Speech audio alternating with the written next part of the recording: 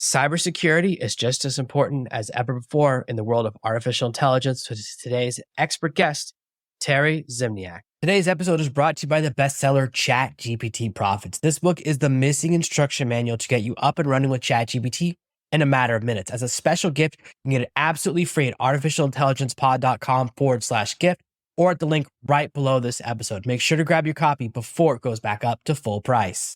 Are you tired of dealing with your boss? Do you feel underpaid and underappreciated? If you want to make it online, fire your boss, and start living your retirement dreams now, then you come to the right place. Welcome to the Artificial Intelligence Podcast Show, where you will learn how to use artificial intelligence to open new revenue streams and make money while you sleep. Presented live from a tropical island in the South Pacific by best-selling author Jonathan Green. Now, here's your host. Now, a lot of people are so excited about new technologies that they never think about the risks. And we get really excited and think, oh, everything will figure itself out. And a lot of people have this mindset of OpenAI is going to figure it all out. They'll handle security. If I get in trouble, they'll cover me. And we've already seen that's not really the case. They do say they'll cover you if you get in trouble for like copyright infringement, if you accidentally write a blog post that's plagiarized. But that's the only thing they've talked about. We already saw a lawyer get censured last year for bad data. Why do you think people get so excited by technology and then the concern follows way far behind? Morning, by the way, Jonathan. I appreciate you inviting me on your podcast. People are always looking after the what's new, the latest, the trendy thing, and AI is certainly all of those things. It's easier to see the value and the gold rush than the potential risks coming behind it. But it's interesting you mentioned early on, Jonathan, you were talking about AI, ChatGPT, OpenAI is going to protect us. Okay, they're going to build a security controls in and the users can just run free willy over this thing and the technology protect itself. I'll take you to an analogy. If you remember when the cloud technology got real popular 10 years ago, everyone's jumping on AWS, Google, Azure, and whatnot. They introduced a concept, which I think applies here in the OpenAI space. And that concept is called a shared security model. So when you're in the Azure space and you're using the Azure managed database server, for example, Microsoft manages the power, the basic network stuff. They do patching. They do 3/4 of what you'd consider technical security space.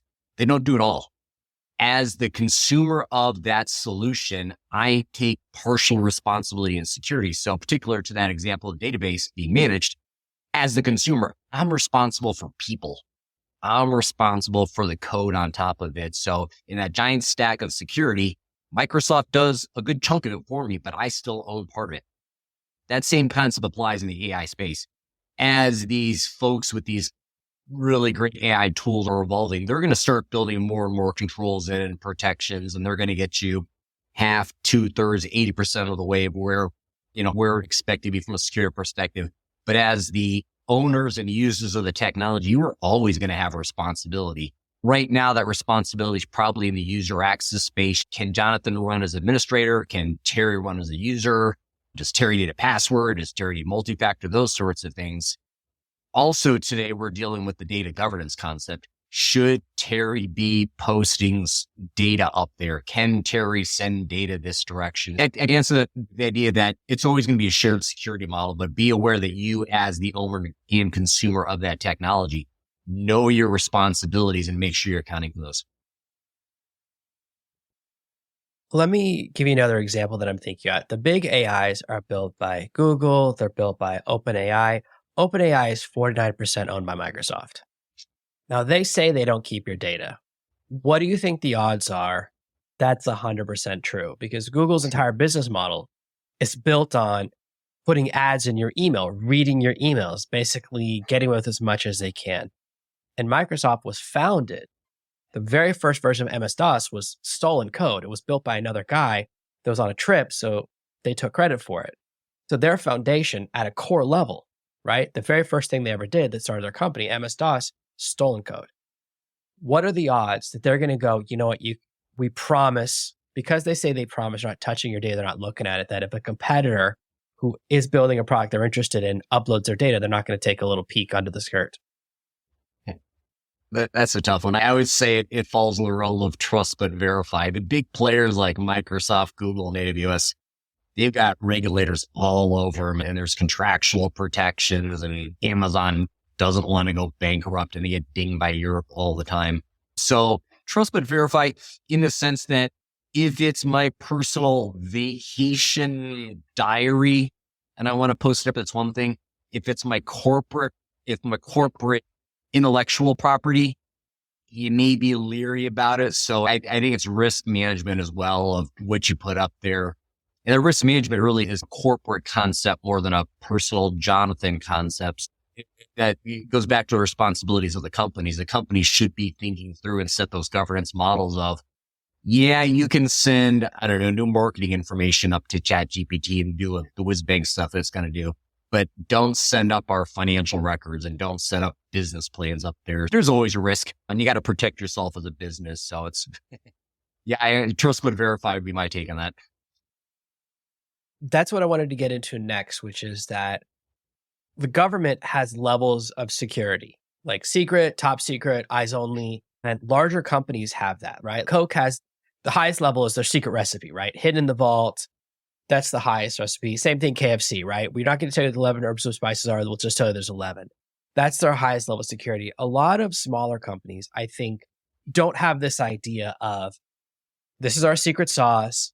This is our middle. This we really don't care. Separating it that way. And how would you advise when you come in, because you're a cybersecurity expert, you come in as a fractional expert, if people don't have any policy, starting at that point, how do you say, here's how to divide into categories? And is 3 categories the right number or should it be 5? What's a good starting point? Yeah, I tell you that's a great point because when I work with small, mid-sized companies, almost all of them struggle with the most foundational part of cybersecurity, which is really, what is your stuff? Your data, your people, employees, contractors, what are your contracts and your vendors and partnership? What are your devices? What are your networks? Just foundational to tracking all your stuff is difficult. You got to put effort to make it work, but it's just foundational for your cybersecurity. One particular aspect, especially with AI becoming so popular so quickly, is your data. Where is your data? What is your data? Generally, it's called data governance. And the idea being, to your point, you're going to classify your data. What's our secret sauce? What's really important and what's not that important? And then based on that, what are the expectations? Maybe it's medical records. It's governed by HIPAA and we must do think. Maybe it's credit card information and that has not regulations, but contractual protections. Maybe it's just employee information and has state law expectations, your personal identity theft. Maybe it's business plans with no outside regulations or expectations, but we got to protect our business stuff. Yeah, absolutely. You want to think through the process of identifying and classifying your data. 3 tiers is not a bad one. I actually go for my smaller clients, honestly, just 2 things we care about and things we don't really care about. And things you care about would be, again, regulatory. So your credit cards, your medical information, your consumer information, the stuff that you have expectations to protect. And what I do, Jonathan, I always make that a single tier because for small companies, it's hard to manage a really high level of expectation and then just a moderately high level of security expectation. So I just bump it all. So everything is going to be fully encrypted.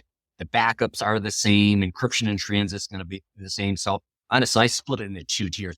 But that being said, it does take time to think through those tiers and you got to go find the stuff. So maybe we're worried about business data. Where is it? Is it on Jonathan's phone? Is it in Terry's personal Google Drive? Is it an email? Is it this place? Dropbox, backup tapes, all over the place. Identify the stuff and finding it. Those are really the foundational concept that make your overall cybersecurity program work and definitely required to manage this AI risk. I think that's really good to first figure out, okay, what do I actually need to protect? Now I have a sense of it. A lot of companies say, I'm too small. A lot of small people go, I'm a 1-person operation. I'm a 3-person operation. Why would someone hack me? Why would someone attack me? Especially because it seems like computer viruses have disappeared. When I worked, my very first job was in IT many years ago when I was 18 in the late 90s. And that was when the I Love You virus came out. And you open that email no, like I can't imagine anyone would open it now, but probably they still would. And we had one guy who did open it twice, which kind of blew my mind. I was like, nobody loves you. Just stop. But that was like what we were all worried about. And we would all have antivirus stuff on our computer. And then I switched to Mac and everyone's like, they don't write viruses for Mac. I was like, are you sure about that? I don't know. And you have, do I need a firewall or not? And it was really the sense of personal attack, mostly the prankster style of attack, which was, let's see if we can crash a computer. Let's see if we can destroy someone's data. Now it's switched more. There's a lot more of the hold your data for ransom version of that and attacking companies. And people have seen if I'm going to, why hack one individual, I can hack a company. And this is never more obvious to me than when people talk about website security. When I first started putting up barriers on my website, I thought, come on, I have a tiny blog. Who's going to attack it? And it goes, report. I had to turn off the reports because I was getting so many. It was like, attack. I recently had a major attack on one of my sub websites just because someone figured out the username. Even as a basic security precaution, like with a standard blog, they all give everyone the username admin or user. I always change it to randomized character. So it's 2 passwords. There was a mistake in the settings that you could see the username in the settings. So I went back in, had to set up a new username and set up 2FA. They're still attacking the old username, which means I found that security hole. So at least that, but all the time, they're like lockout for even a small site, not even my main site. It's a sub site that I'm transitioning away from, but I still don't want it to get hacked. There's a whole bunch of processes for website security that I've had to involve. Like I take a backup once a week. I keep a series of backups. I have a second backup system.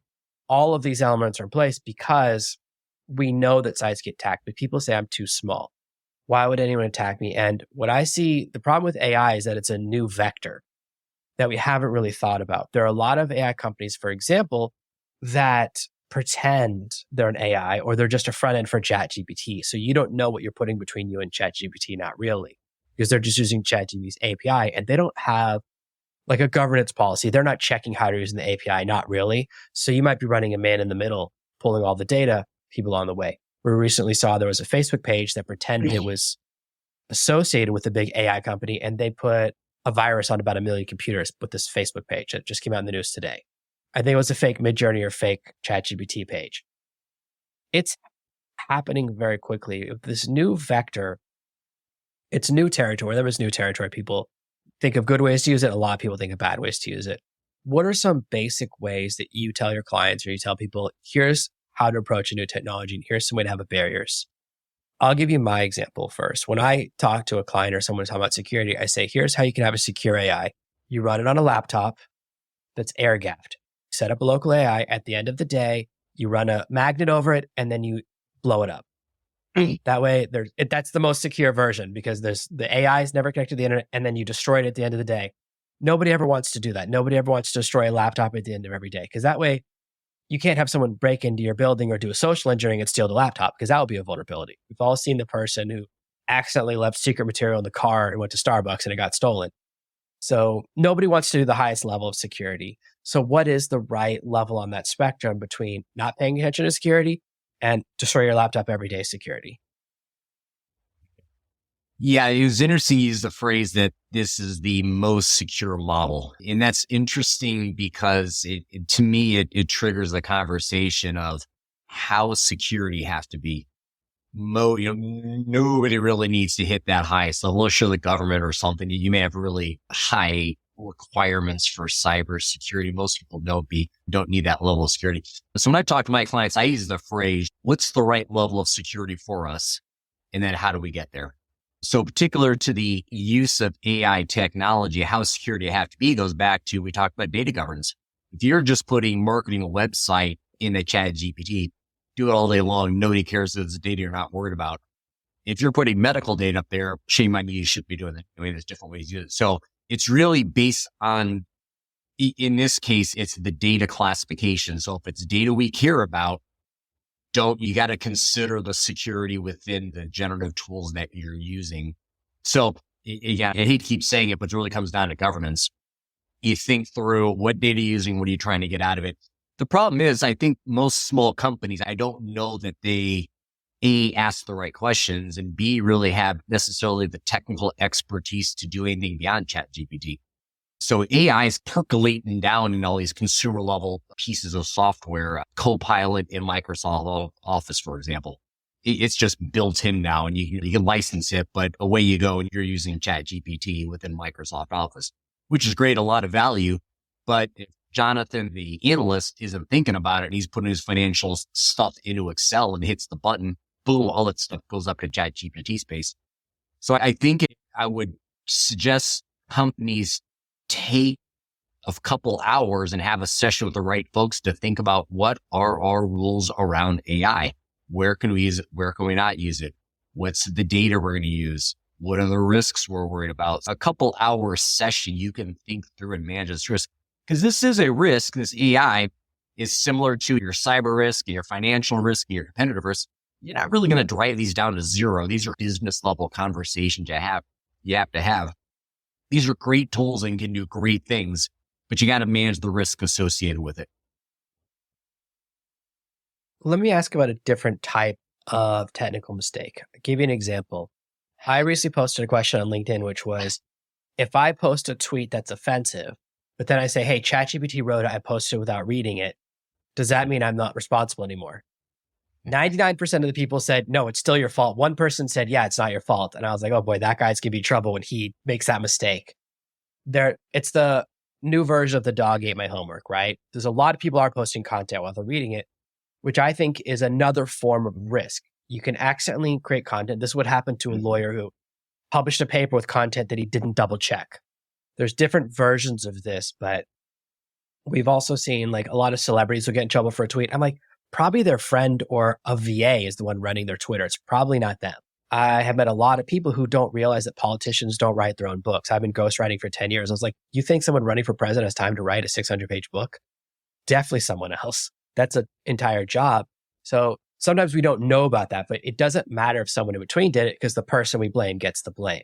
So there's a possibility now, another security concern is publishing content that you say, oh, I have a superpower. I get really worried when people say I can replace myself because that means they're not doing oversight. That means, oh, this does the work and I trust it to output it. And we can see that in all of our social media feeds. But there's a lot of content that's the quality's dropped. That's why everyone talks so bad about the LinkedIn feed. It's so hard for me to find anything worth commenting on LinkedIn. And I try to be active for that reason. It's all AI generated content. What is some ways that people should start thinking about the content they're generating and the risk that could cause? There was recently a company in England that let their chatbot, they had to turn it off because the chatbot was like, yeah, we're the worst company in England. Like the chatbot turned against them when it was talking to a customer. And that's another thing. Whenever you take your eyes off an AI, just like when you take your eyes off an employee, right? If you just go, oh, you're my employee, but I'll never check your work, what's going to happen? So how should people approach that part of security, that part of making a mistake that can also damage your brand or company in a major way? Yeah. That goes back to my previous answer. It's a risk consideration. So if you have a new use for AI, we're going to start spitting out the social media content. Okay. Viable solution to a business problem. We can drive costs down. We can have all sorts of neat things here. What's the risk behind using AI to automatically generate our social media stuff? The risk is it could go south and make inappropriate comments, whatever it may be. That's a risk. How are we going to manage that risk?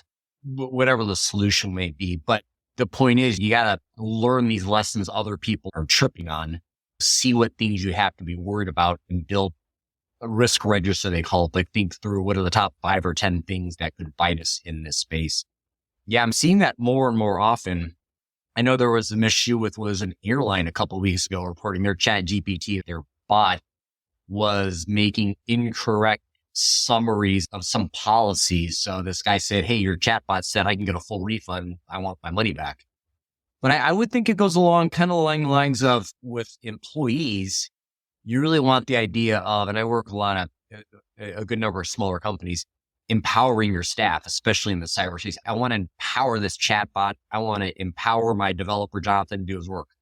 I'm going to set the guidelines. And if Jonathan or the chatbot's running in the space, you go crazy. If you're outside the space, we got to put the brakes on. We got to double check what's going on. So I would frankly deal with a model like that. ChatGPT can spit out the social media, but maybe an intern can do it. Or maybe have another tool read it for inappropriate comments and whatnot. The tools like that start to pop up. But establish the guidelines once you understand the risks. throw the guidelines and let it work with those guidelines. I'm glad you brought up customer support because that's another area I'm thinking about. A lot of people, the first thing they say to me is, I want to fire my customer support team, replace them with a chatbot. And I always say, have you ever had a positive experience with someone else's customer support chatbot? Shit. No one's ever said yes. And I say, when someone reaches out to customer support, they're usually already at least a little bit upset. So you're taking someone in a negative situation, you're putting a bot in place that's risky because sometimes it goes off track. And then I ask, here's my second question. Will you give the chatbot the ability to authorize a refund and to actually process a refund? No way. So that means whoever I'm talking to doesn't have the ability to solve my problem. So that's why everyone hates chatbots and customer support. And I always say, listen, you can put a chatbot in the sales process. That's fine because that's a happy person. You're building up rapport. If someone's already upset, because I used to work at a Fortune 50 company, and I know the reason they moved customer support to India was because 10% of people, when they hear an Indian accent, will hang up and they go, we did keep all that refund money. And I go, wow, that's dark. And I only found that out because my friend was head of one of those departments. He's like, yeah, it's crazy up here. So companies sometimes do strategies specifically to push people off. That's why the phone tree exists, because people will hang up and it's always about saving money. But I always say, this is my thought, I want to hear yours, that there's a balance between giving the customer a good experience and cutting costs as much as you can. And there's a risk when you get rid of customer support, then there's a risk of a bad thing happening on the other side of that, which is an unsatisfied customer. Instead of a refund, it turns into a chargeback, which is a different problem. And all these other things that can happen, which is the customer, by the time they get to you, they're a lot more upset. It's like saving pennies to lose dollars. What do you think about this part of the process, that when you're making decision-making calculus, it's not always about saving money? That I know it's not specifically a cybersecurity risk, but it is like a technological risk. Well, I think it comes down to AI is a really neat tool, and it can do a lot of things, maybe not well, but it certainly has a lot of capabilities. And I know companies are playing with seeing how they can best leverage it to improve their business, whether that's cost or efficiency or whatnot. But like any other technology, like cloud technology and all the wearables that came out recently and self-driving cars, is it the right tool for our problem? If you start with a tool and then try to slot a problem into it, you're going to be in trouble. What I think is like any other technology is, again, if you're looking for a problem to solve with your technology, you're in trouble. It's really, you need to know your problems ahead of time and then see if the technology is the right solution to the problem. So I personally know of 7 or 8 ways to jailbreak any AI. So if you have any company data that's inside of your AI, I can get it. And that's not even my area of expertise. I just happen to follow some cybersecurity people in that space. So one of the issues with AI, and there's a couple of ways. For example, you can send it a picture that has data encoded and it will immediately break through. So that's just one way. I don't want to get too specific because I don't want to give everyone away all these crazy things. I don't cover these very often, but other people do. So just realizing that if you actually did, that's the reason you don't want to give the chatbot the power, because it's just like you could socially engineer a person, you can socially engineer an AI, which is a new attack vector that people haven't even thought about. When I teach people, I say, before you start using the AI for that, I like to use AI for smaller stuff like organizing, like sorting. So there's a lot of studies that have shown employees spend a huge amount of time dealing with email every day. I use an AI to help me organize my email. Really simple, really small. It's run locally. There's another area of AI that's very interesting. People in information or knowledge businesses like mine spend 20% of our time looking for files. And I learned that last week. I was talking to someone last episode. I go, you're right. That is true. That's definitely true for me. So an AI to help you sort and organize your files makes a lot of sense because it's not customer facing. It's internal. It doesn't need to have public access because it can be run locally onto your machine.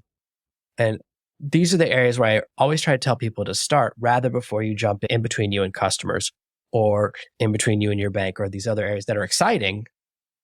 But there's always a risk with any technology that's touching the internet. I remember in the late 90s when I was working on larger companies that we had an intranet, which is no one inside the building could actually access the internet from the company computers. Those days seem to be gone. Like that was a really good security measure, which was there's a firewall, or you would have two computers, one which had the internet and one which didn't. That security measure seems to have faded away, and I'm not sure why, because it seems like it's probably the smartest version of this, right? Which is that our network is secure, so then we just have a team just protecting the fence.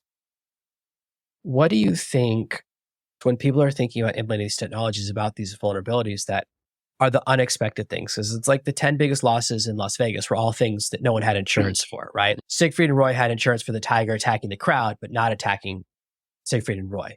So they hadn't insured the one thing that happened. All the things we expect, it's the unexpected, the black swan event. So how can someone prepare for these new areas when they haven't even thought of that? There's probably half people listening didn't even know you could jailbreak ChatGPT and have blown their minds on accident.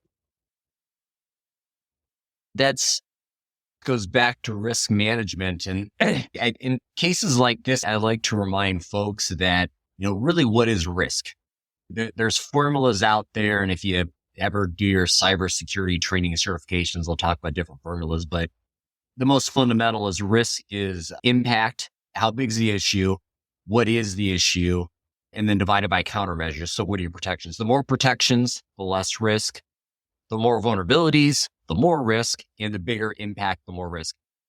Think about the impact aspect of that. So if you had a chat GPT, which was totally hacked, all the data is gone, but you had data you didn't care about, it's very low impact. So in this very quickly evolving world of AI, the vulnerabilities may be a big unknown because they're going to pop up all the time. The amount of protections you can apply is going to be evolving as well, but you can control the impact aspect, the piloting, the small scope data. We talked about classification data, using data that you classified as not really important in your pilots. Drive down the risk by using less risky data, because you're right, there is an unknown area of this AI and how you're going to manage it. But I do want to step back to you mentioned earlier on the idea that where do you start? You got the office users and then you got public facing stuff and something else. I would intentionally break those into two pieces. It's relatively easy and it's consumerized these days of how to get AI to your office workers. Again, it's built into Office. There's a bunch of tools out there. Good or bad, you still have to play it, but that's really becoming clear how to manage that. You can jump on that immediately once you've again established your guidelines and your boundaries how to do it correctly. But I would make that distinct from consumer facing, which is much more business related sorts of application of AI. It again can be riskier because it may be public facing.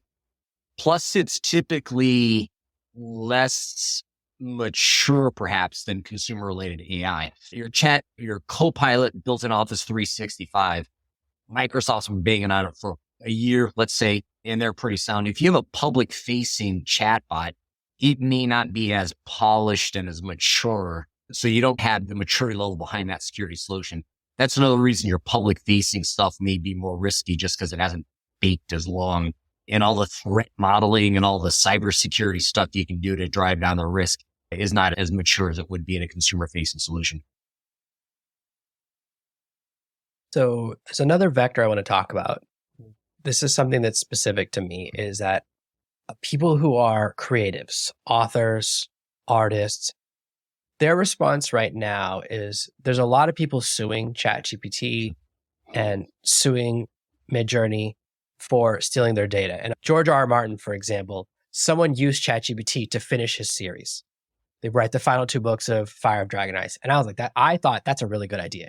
And my feeling is, you haven't written a book in 13 years, you're probably not going to finish the series. Like, you probably stopped. The guy didn't sell it or publish it. He just wrote it for himself and I guess talked about it online. And so that's why they're suing ChatGPT. Now, ChatGPT has read my book without permission. So if you say to ChatGPT, write in the style of Jonathan Green, it will write in my style, which surprised me because I'm about the 4th or 5th most famous Jonathan Green author. There's the guy who wrote A Fault in Our Stars. There's a science fiction author. There's a couple other ones, but it picked me. And I only found out when I was doing a live demo and I go, this won't sound like me, but watch this. And then it did. And I go, which Jonathan Green are you using? And so it's read my book. Why? Easy. It scans the internet. Every book ends up on a PDF on some Russian website. So it's probably how it ran into it. I doubt it stole it from Amazon servers because it doesn't need to. I look at this and I think, is that my secret sauce? Or is there more to me? And my mindset is I think about the Napster stuff 30 years ago when everyone sued Napster and said, no more internet music. That didn't work. The internet is where all music is now. Everyone's changed. No one buys CDs anymore. The business model had to adapt and change. The artists who switched and adapted the fastest really succeeded. There were certain musicians who would take their song, rename it as every popular song, and upload it to those servers. So people would download it thinking it was the song they wanted, and it was Soldier Boy. That's how he got famous. I was like, that's so genius. He just kept taking a song, he would name it U2 this or whatever band was popular, and people would download that and it would just keep being Soldier Boy. And I know people, that's how they first heard of one of his songs. So there's people who are fighting against it, and people go, I think there's an opportunity here to get my name out there. And when I think about my possibility, yes, my book is in there.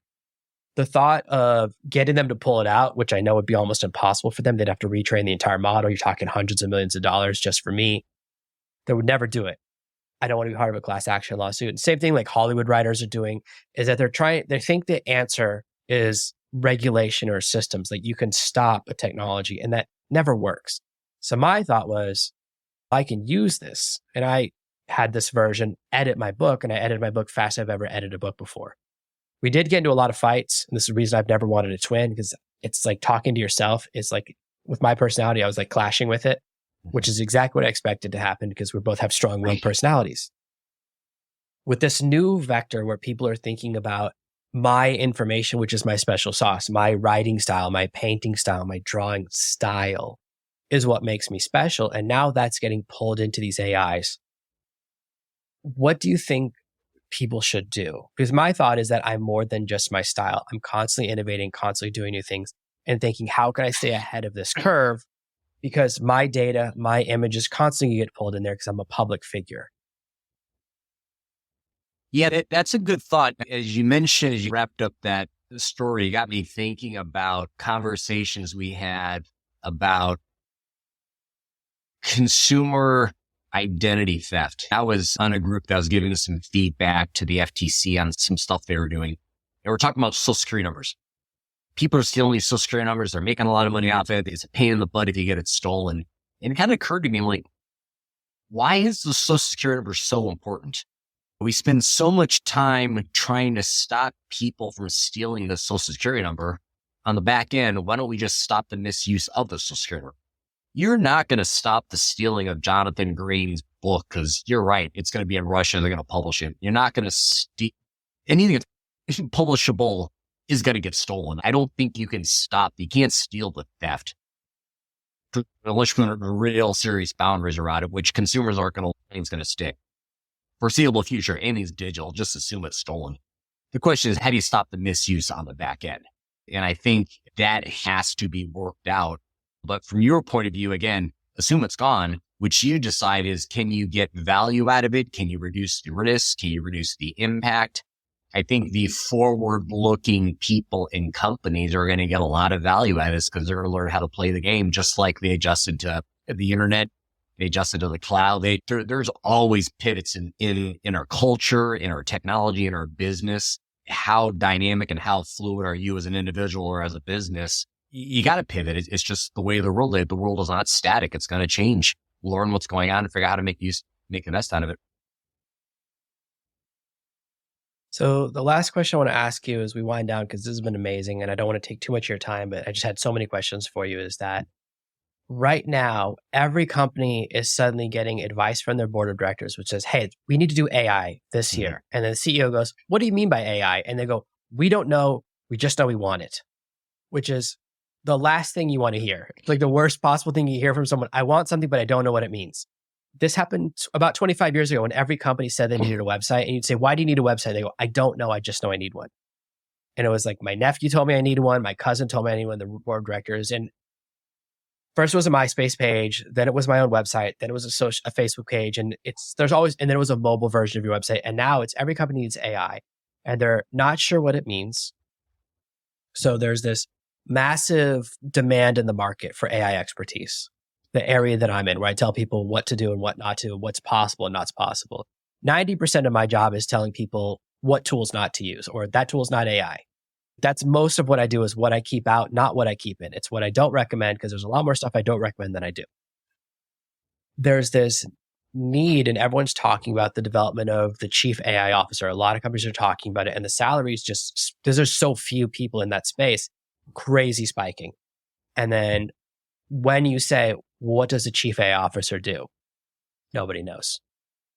When you say, what level of expertise? If you talk to a CTO, they think a chief AI officer should basically be a CTO under another name, right? A super technical person who's programming themselves. If you talk to people from other directions, especially people who come from the consulting world, they say, no, a chief AI officer's real job is to tell you which companies to work with and which to not. Their job is not to implement, but instead to develop strategy and then say, hire this agency, not that agency. That agency is what they're talking about. I went through an experience where a very large company reached out to me to have me look at their stuff and work on a project with them, and they forgot to send me the NDA and then canceled the project. And I was like, oh my gosh, I'm going to talk about this all day long. And they were charging millions of dollars, and everything in their secret deck is in my book. I was like, guys, you don't have anything in here that you're charging 100 times more than I do that's different, unique, or whatever. As I was like, oh my gosh, I'm going to learn all these amazing things. They're spending millions of dollars on R&D. They must know more about AI than I do. And no, they just charge at that level. So what do you think the future is for that space? As someone who works in the fractional space, as someone who works with a lot of other people in your organization that are different types of fractional experts, what do you think is going to happen, and how is this idea of the fractional AIO going to shake out? And what do you think this role fills that's different than a COO and a CTO? Because it's, I think, in between those two roles. That's where I think it fits in my mind, but maybe I'm wrong. Yeah. So I've worked in healthcare for a good bit of my career. And over the past 10 years or so, a lot of big healthcare organizations have created positions called the Chief Data Analytics Officer. So healthcare has lots and lots of data, and they're figure out how to make the most value out of it. The Data Analytics Officer and the AI Officer, those are pretty similar roles. And really the idea is, how do we as a business best leverage this technology to solve our business problems and continue to execute upon our mission statements? And that's what that executive C-level suite is supposed to do, is set strategy, a lot of alignment, a lot of culture, working with the organization to make sure that we agree on what we're doing and heading in the right direction, overseeing roadmaps, those sorts of things. I definitely would not have the AI officer play in the CTO space. The CTO has a very specific job, architecting, building things and making it all work together. That's your CTO. You don't want two guys or gals fighting in that space, because someone's got to own how all the pieces fit together. The CIO operates it all, makes sure it works, makes sure it aligns with the business need. But frankly, I think the chief AI officer is something that'll spike and then probably disappear in 10 years, because it's just going to get absorbed into general data management, the CIO strategy sorts of stuff. So I think it's going to spike because it's a lot of interest and there's a big rush. And again, everyone wants to be ahead of the curve, like we talked about, but it's going to normalize this to become part of a general business function, data management. So your CIO or maybe a chief data officer sort of position. Now, the advantage of the fractionals is the fractional that you can bring in someone who's got that experience. So if you're a mid-sized company, you don't want to spend $500,000 on a AI officer or more. There's people out there that have that experience doing it. I've been a fractional executive for about 6 years. Prior to that, I was actually a VP of cybersecurity for a couple of big companies across the US. So a real fractional executive, and there's real fractional executives, and there's people that call themselves fractionals. And in my mind, the difference is, do you actually have executive experience? So people that can act like an executive, give you the strategy, give you the roadmap, give you the alignment, those sorts of things. I would think that would be a great way to spend your money, is get those fractionals with the experience in the AI space, the experience as an executive, and kind of help you. Maybe you can learn lessons from previous clients. You're having that experience, especially in such a quick moving dynamic space like AI, would be invaluable. So that would be a great use case for the executive role, fractional executive role. Because a lot of the CTOs I talk to, or fractional CTOs, are trying to slide over. And the same thing with a lot of programmers. A ton of programmers in the last year have changed their profile from programmer to AI engineer or prompt engineer. And the problem with the programmer is that every nail needs a hammer. And their answer to everything is custom software, custom code. And I always tell people, I say, listen, the last thing you want to do right now when the technology is moving this fast is build custom code, because you build something custom and it's going to be on the API. By the time you finish, it's 3 months or 6 months ago, they update it. For example, if you built something on Midjourney's API, they made an announcement 3 weeks ago. They go, hey, everything in the past no longer works. We've restructured our entire prompting language, which means everything you spent 6 months building no longer works. And I had a small tool I built, went through that problem. And that's exactly why I think the chief AI officers is exactly that, is more implementation, is figure out which tools to use, which tools not to use, developing the strategy, not the technical thing of building your own software. Because why would you do that when companies are spending hundreds of millions of dollars and adapting so fast that by the time you finish something, the tools have changed? Like right now, this week, Claude is the better tool, but as soon as ChatGPT releases their next iteration, then that will be the better tool. And then Anthropic releases a version, or maybe Google releases a new version. And I just think that this idea, the older mindset of everything should be a custom solution. Anytime I built a custom solution, I've always regretted it later on. It hasn't been necessary for my business. And then I go, there's a solution that's 99% as good that's already publicly available that doesn't require me to maintain and update it, because that's another additional stress on your business. You have to have an AI engineer. And a lot of people claim to be really experts at AI programming, or like that part of it, building an AI. And it's like, how is that possible? They've only been around for a year and a half at this level. Anything before that was really machine learning. So that's my thought. I just wanted to get your thought on that perspective, see if I'm in the right direction or if I'm crazy. I do think you bring up a good point. Is it's hard to know who knows AI, whether you're a strategic AI person or a developer or whatever, or an integrator or whatever it may be.